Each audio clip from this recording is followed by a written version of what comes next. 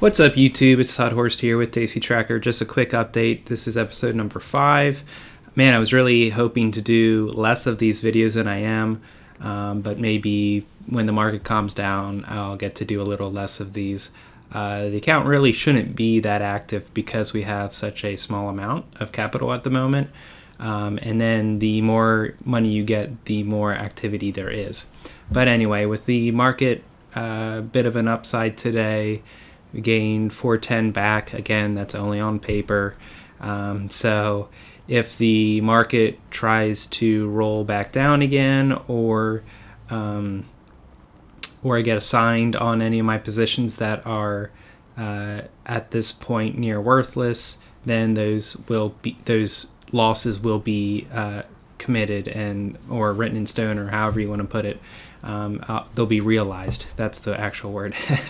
So anyway, so that puts the current balance back up to 1624. A couple bullet points before we jump in. I will show you the chart and my Tastyworks account in a second. But first of all, I wanted to specify this isn't my only account. So this is a small account I have.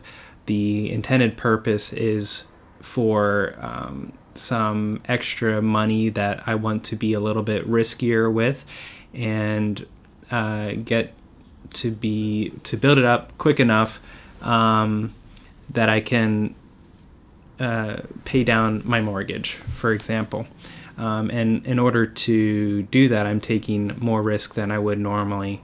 It's still what I consider to be a fairly conservative process, but obviously everybody's risk tolerance is different. But so for example, I have an IRA account that I trade options with. I have another IRA account which I only have index ETFs in. I have a margin account that I'm sharing with you. I'm about to open up another margin account that won't be a small account challenge.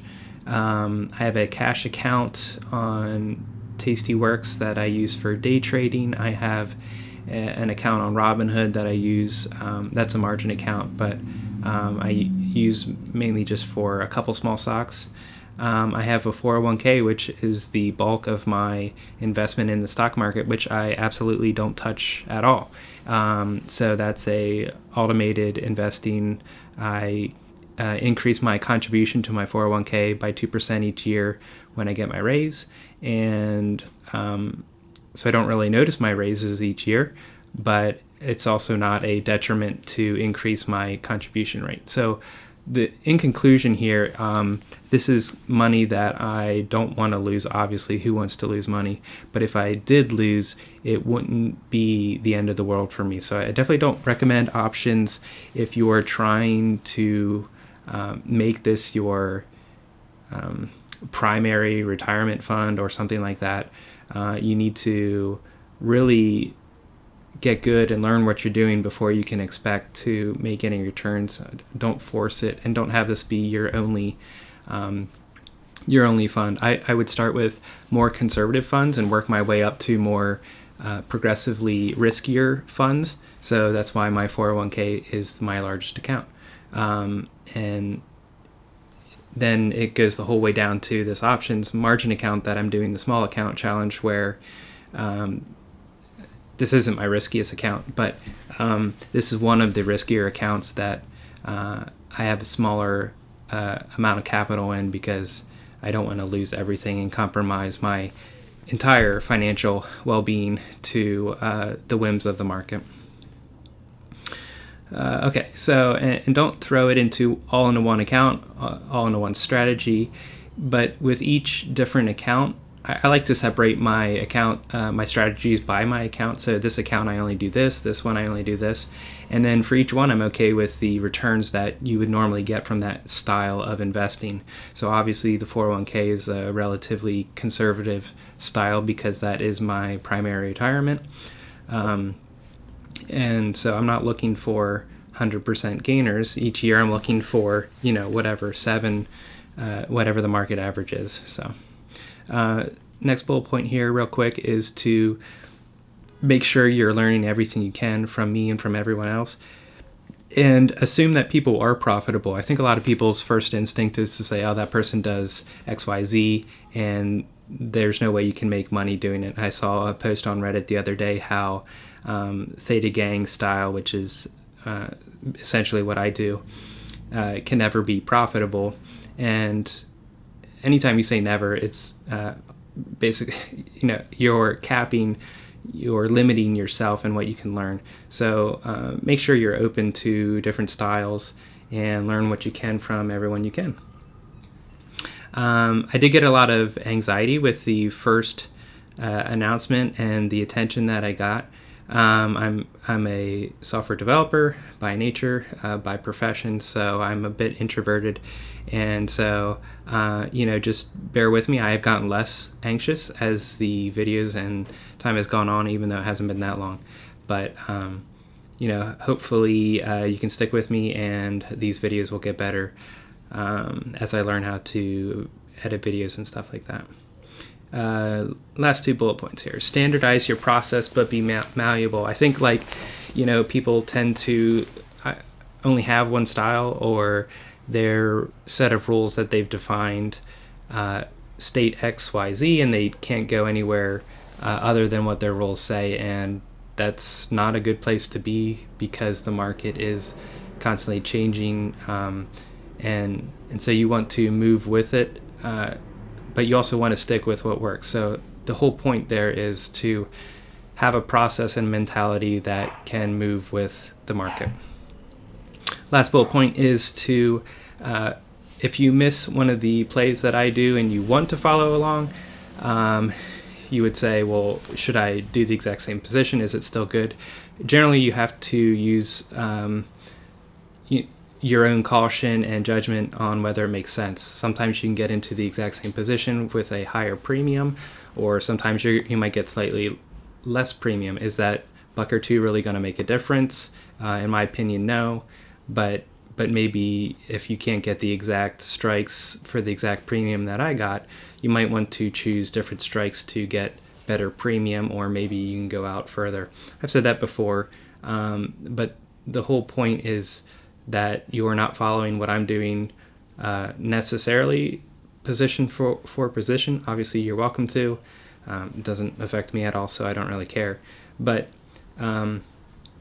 you need to understand what I'm doing and why I'm doing it, and then put your own logic with that to see whether you want to do that or not. And just as a note, most of my positions start out red almost immediately, and they'll be that way for a day or 2 or a week. So typically you can enter in and get better pricing than I get. So okay, on to SPY. So today was an interesting day, and the market just closed now. It was fighting all day trying to get above the 200, and I thought initially when I was thinking about what I would say in this video that I would say that it bounced down, but as it was at the end of the day, it did end up breaking the 200 SMA, so that's a good sign. But I have a line here pointing to the flattening out of the 50-day EMA. So for a while now, it's been on an upward trend, and now it's flattening out. So whether or not it continues and bends up again, or bends down, or stays flat, obviously remains to be seen, but it is changing direction. Down here on the volume, we can see volume is returning to normal. Normal is down here with this red line, and obviously it's not quite there yet, so we might have another week before volume gets down to normal numbers. Obviously depends on what happens, and it was another green day, so we had a decent amount of green volume, but it is above average. On the MACD, we can see things are starting to turn here. The shade of red is a muted, so the strength of the move is weakening, which you can obviously tell. And then with the RSI here, we're getting a bit of a return to norm. So I don't expect this to bounce the whole way back up to where it was, but I do think from here we might begin a flattening, or a slowdown where we sort of start over and creep back up again. So as part of that realization today, wrong browser. I rolled the Apple position out a month, so it was in March, and then I rolled it out to April. The whole point there, I can go over to the Apple chart. Okay, so this was expiring right here, and I had to get somewhere up to the highs.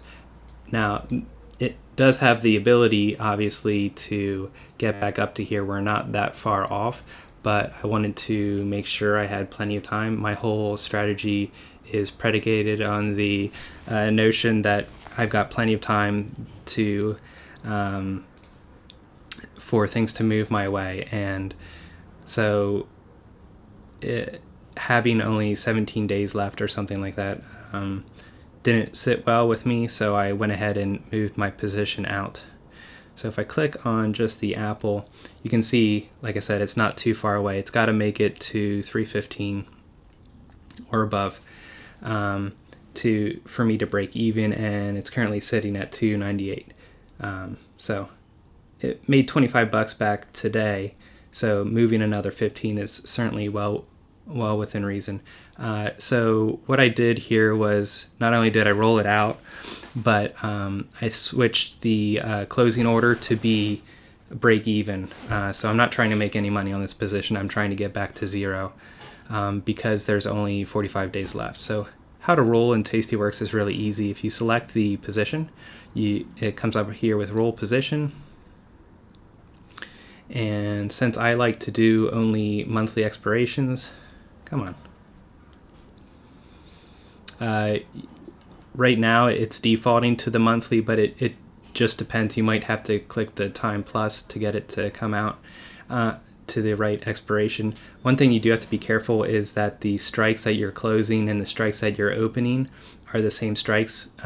Depending on the symbol, it might shift your strike slightly, so just double check that. Okay, so right now if I did it, it would be for a $13 debit. If you hit review, then you can see that it's closing out the old two and opening up the new two. I'm actually not going to do that right now for obvious reasons, because I already did it today. In Tastyworks, well, one other thing I should point out, in Tastyworks, it messes up what your figures are. So right now it's saying I've made $41 with a 12% gain, and that's not true at all. I originally sold the position, let's go in here, for $1.67, and this morning when I rolled the position I paid $46 to do that. So the total collected is $121 right now.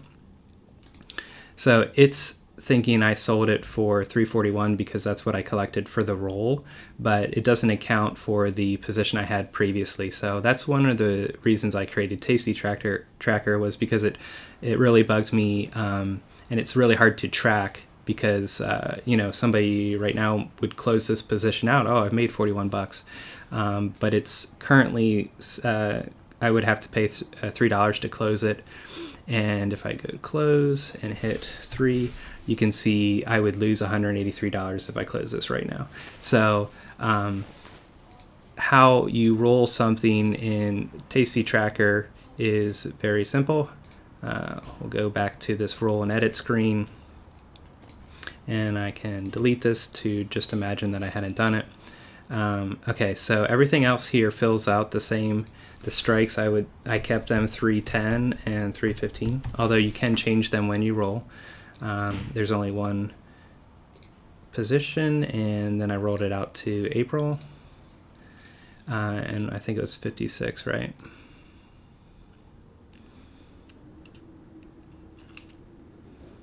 Okay, go to filled, 46. So then I do 0.46, but because I had to pay in, that was actually a debit, and so then I can hit save, and that's it. It combines those two. It adds up the total commissions now. So if I look out here, total commissions now is 456, and it adjusts the break even and the profit taking and this the collateral and the price I received. So I think that's it for today. Let me know if you have any questions, and I'll talk to you next time.